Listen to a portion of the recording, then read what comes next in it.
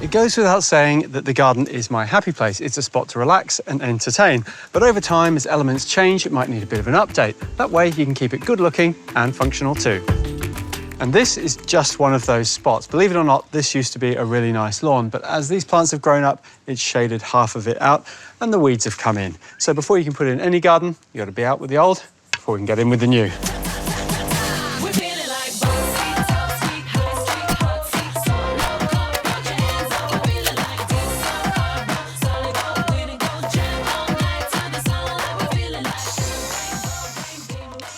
With the grass all gone, it's time to start setting out our area. Now, I want an area for seating, which I'm going to be doing on this side, and garden beds over here.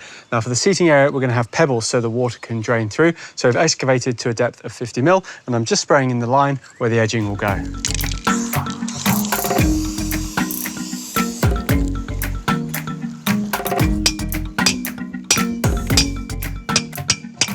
To separate our two areas, I'm using a really simple aluminium edging.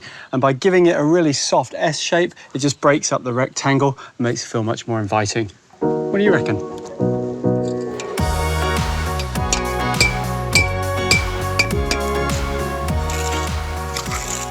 This aluminium edging is a great product because it's nice and flexible, so you get a great curve. But just as an insurance policy that it doesn't move, I'm just haunching up both sides. We're putting that about 20 mil beneath the top of the surface of the edge, so we'll get a nice clean finish, but it'll be nice and strong too. Don't rush a single thing, just take your time. It's like glitter and gold. To connect this garden with the lower garden and the stairs behind me, I'm just installing a few stepping stones. Now, I found these under the house and they match the existing tiles. I'm just putting them on a mud base, and I've set up a string line between our drain and our existing level there, so I can use that string line to keep them all in line, but I can also use it to make sure the levels are right as well.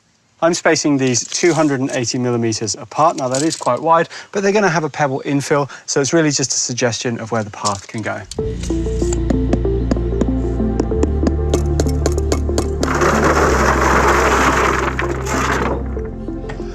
To give this garden a bit of a destination and a feature, I'm utilising these Gabion baskets. Now, I'm going to be turning these into bench seats, and I'm going to position them so you can sit down and enjoy the view. I've just got these baskets off the shelf, and they couldn't be easier to put together. You just twist these little pigtails in the corners and it holds them in place. And I put down a paver, that's just to bring us up to height. Now, I'm filling these with some river pebbles, and it does take a long time to do, but it is well worth it because this is the artistic face you're going to see. You can fill in the middle with whatever you like.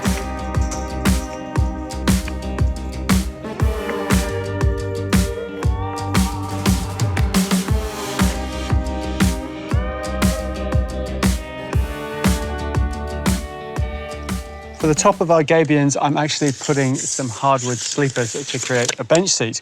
Now, I'm cutting these to 1800, and then I'm just going to use a galvanized plate to join them together.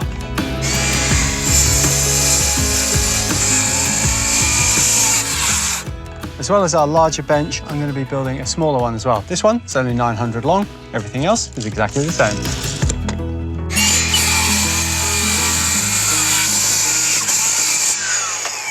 Because these hardwood sleepers are quite a rustic product, they've got a few splinters on them. So I'm going to hit them with a planer on all the edges to give them a nice chamfer. And then when they're put together, we'll hit them with a belt sander as well.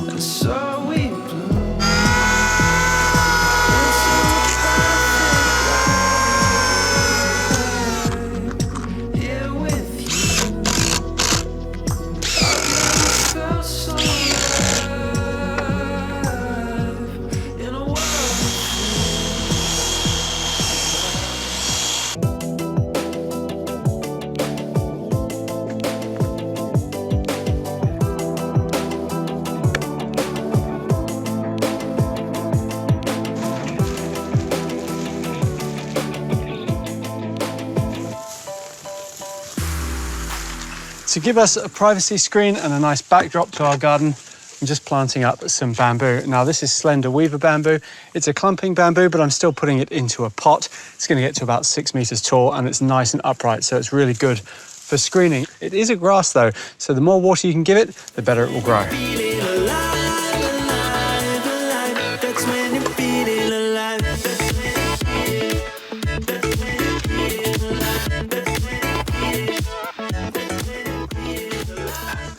Because we've got such a lovely curve in this garden bed, I wanted to recreate that with the planting.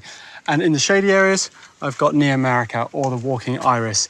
In the sunny areas, I'm using a combination of succulents, the crassula, and some natives. And one of my favourite natives is this amazing Westringia called Smoky. It's got an incredibly dense habit and a lovely variegation to the leaf, which just makes it pop with colour. For a bit of height, I'm just using the Gabion lily, so that's going to get much larger, has that huge, tall spike of flowers.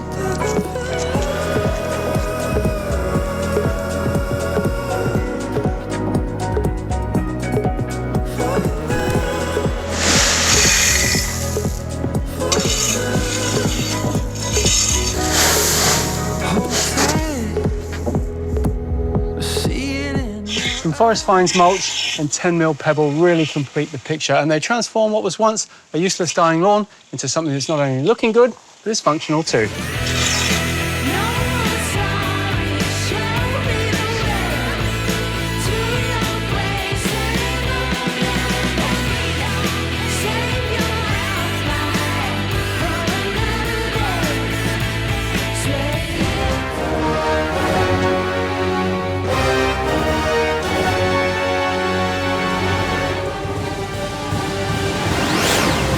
Stop right there.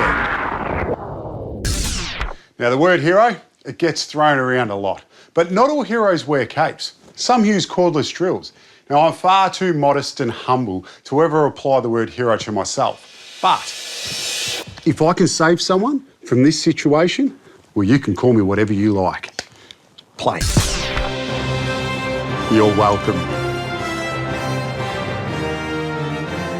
Storage is definitely something we can't get enough of, and we love coming up with new ideas to help keep your place tidy. Now this one is super simple to put together and so flexible you can store just about anything in it, and it all starts by cutting this MDF to size. And that is everything cut. So the way it works, we've got our top and our bottom, and these ones here are going to be our sides, which is going to create a box, and we'll have two open ends each side, which will have two drawers in it. And to stiffen the whole thing up, I'll be using this across the centre as a divider, which will just create that rigidity. Calling me up at the top of the morning, told me he left your heart for dead. Don't waste your time with the little boy. With the drawers, it's exactly the same process. Cut everything to size and glue and screw it together. With the drawers and the storage box together, now I'm going over the whole lot with a clear polyurethane. Now this is important to do because it protects the MDF and it will prevent it from swelling. To make it easy to move our storage box around and move it out the way, I'm just adding on these casters, and these clear wheels are perfect for hardwood floors.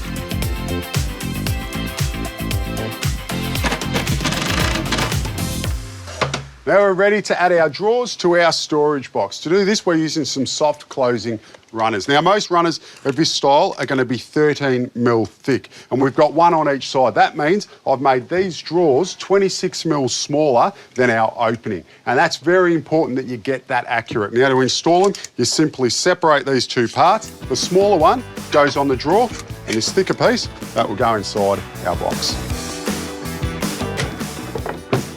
With everything together, you could simply choose just to paint this storage unit, but instead we want to take it up a notch. So we've decided to clad it with these hardwood panels. And I've just made the sides a little bit bigger.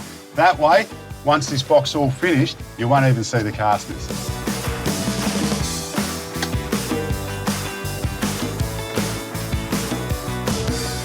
Now we could use another piece of hardwood panel on top, but we want to make this more child-friendly, so instead I've got this colourful acoustic panel, which will be a perfect base for the kids to work off. I've based the dimensions of these drawers around the size of these containers, so you can fit 7 in each drawer, giving you ample storage options. I think this could be the building block to a tidier home.